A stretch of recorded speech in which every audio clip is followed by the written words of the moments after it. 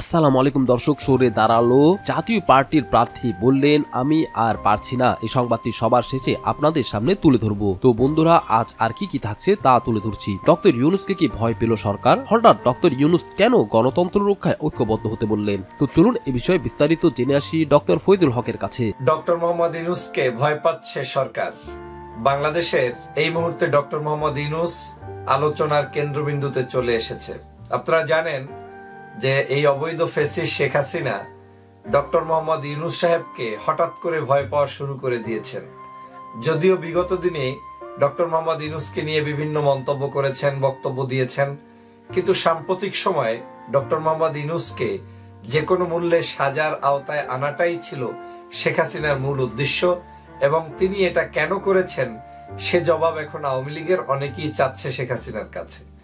যে ডক্টর মোহাম্মদ ইউনূসকে আমরা স্তব্ধ করতে পারলে কি কল্যাণই বা শেখ হাসিনার হবে বা আওয়ামী লীগের হবে, আর ডক্টর মোহাম্মদ ইউনূসও বা কেন এই শেখ হাসিনার অবৈধ রায়ে আজকের ভীত না হয়ে তিনি শক্তিশালী গর্জন চারা শুরু করে দিয়েছেন, এটা কিন্তু এখন সকলের হৃদয়ে নতুন করে আশার আলো জমানো শুরু করেছে।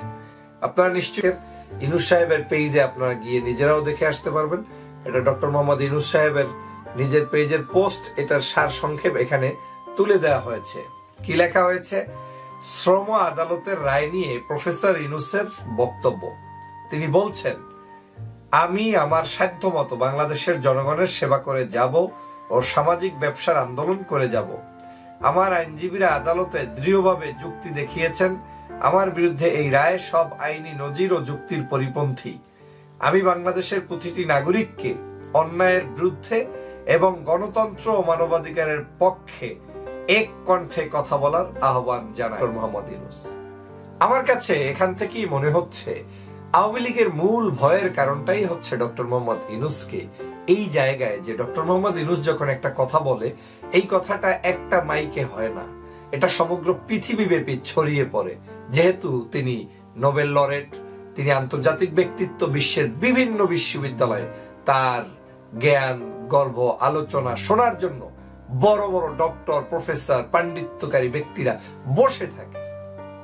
আমার অভিজ্ঞতা থেকে বলছি, আমি নিজে তার প্রোগ্রামে অ্যাটেন্ড করে আমি দেখেছি যে মনে হয় যেন ক্ষুদ্র বয়স্ক আমিই ছিলাম, আর বাকিরা সব অনেক বড় বড় হাই প্রোফাইলের শিক্ষাবিদ। বাংলাদেশ সহ দেশে বিদেশের সব জায়গার মানুষরা তার প্রতি সেই অন্যরকম একটি আকর্ষণ রয়েছে। এখন এই যে তার বক্তব্য থেকে মানুষ চেতনা পায়, সে কারণে তার বক্তব্য নিষিদ্ধ। যে প্রসঙ্গ বলতেছিলাম, ডক্টর মোহাম্মদ ইউনূস দেশে বিদেশে সব জায়গায় একজন সম্মানিত ব্যক্তিত্ব। এখন শেখ হাসিনার ভয়ে ধরেছে যে ইউনূস সাহেবকে যদি তত্ত্বাবধায়ক সরকার কিংবা এদেশের যে কোনো মুভমেন্ট ক্রিয়েট করার জন্য মাঝপথের নায়ক হিসেবে কেউ না কেউ বাছাই করে এবং সে যদি চলে আসে, তাহলে সেটা আওয়ামী লীগের দুর্গে হানা হবে, অবৈধ শাসকদের অবৈধ শাসনকে দীর্ঘায়িত করা কষ্টসাধ্য হবে। সে কারণে তিনি আজকের এই ধরনের কাজ করছেন। এদিকে দর্শক, চলমান পরিস্থিতি নিয়ে সুলতান সালাউদ্দিন টুকু ও নুরুল হক নুরের সাথে একটি তুলনামূলক বিশ্লেষণ করেছেন ডক্টর কানার সানোয়ার। চলুন সেই বিশ্লেষণটি আপনাদের সামনে তুলে ধরি। যে গতকালকের এই ডক্টর মোহাম্মদ ইউনূস সাহেবকে অবৈধ শেখ হাসিনার এই সরকার কর্তৃক রায় দেওয়া হয়েছে 6 মাসের কারাদণ্ড। যদিও বাংলাদেশের সকল দুর্নীতি, দুষ্কৃতি, অন্যায়, অবিচার, জুলুম, নির্যাতন, নিপীড়ন, টাকা পয়সা লোপাট, বিদেশে পাচারের সবকিছুর সাথে অবৈধ এই ফ্যাসিস্ট শেখ হাসিনা সরকারের সম্পৃক্ততা, তার পরিবারের সম্পৃক্ততা, তাদের আপন আত্মীয় স্বজনের সম্পৃক্ততা, তাদেরকে বিতর্কের ঊর্ধ্বে রেখে, যদিও তারা বিতর্কিত, যদিও তাদেরকে জনগণ সম্মান করে না, এদেশের জনগণ প্রশ্নবিদ্ধ করছে, তারপরেও তারা কেউ বিচারের আওতায় নেই। বিচার করছেন কার?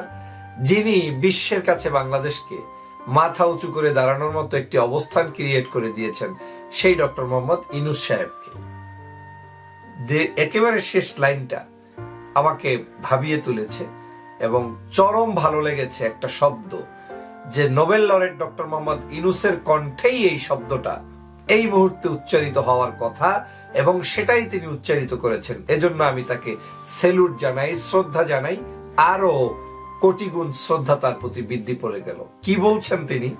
তার নিজের বিষয়গুলোকে বলছেন না, তিনি বলছেন যে বাংলাদেশের প্রতিটি নাগরিকের অন্যায়ের বিরুদ্ধে এবং গণতন্ত্র ও মানবাধিকারের পক্ষে এক কণ্ঠে কথা বলার আহ্বান, সেই ডক্টর মোহাম্মদ ইউনূস সাহেবকে এই ফ্যাসিবাদী সরকার বিগত প্রায় 10-12 বছরের আগ থেকেই, মানে আপনার প্রায় এক যুগের অধিক পর্যন্ত জুলুম করছে, অত্যাচার করছে। এই ভদ্র মানুষটি, সজ্জন জ্ঞানী মানুষটি, তিনি তার সাধ্যের মধ্যে যা ছিল তা থেকে প্রতিবাদ করে গিয়েছেন। তিনি চেষ্টা করেছেন, তিনি আইনকে শ্রদ্ধা রেখে তিনি চেষ্টা করেছেন।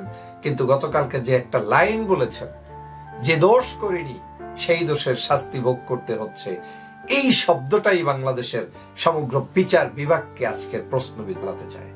কিন্তু আমার দেশে বহু মানুষ রয়েছে যারা দেশের জন্য, স্বাধীনতার জন্য, ধর্মের জন্য, দেশের মানুষের সার্বিক সকল বিষয়কে সুন্দরভাবে প্রতিষ্ঠিত করার জন্য লড়াই করেই যাবে, লড়াই করছে, লড়াই করবে।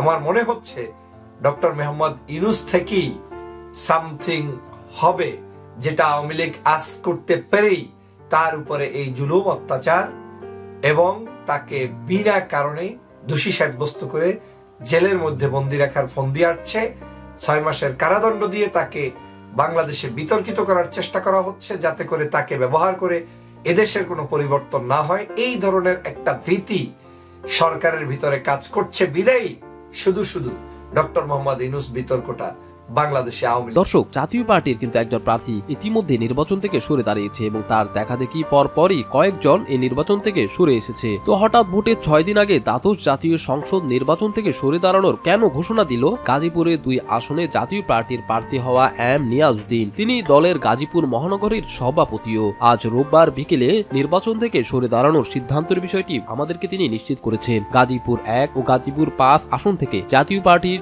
লাঙ্গল প্রতীকের প্রার্থী হন নিয়াজউদ্দিন।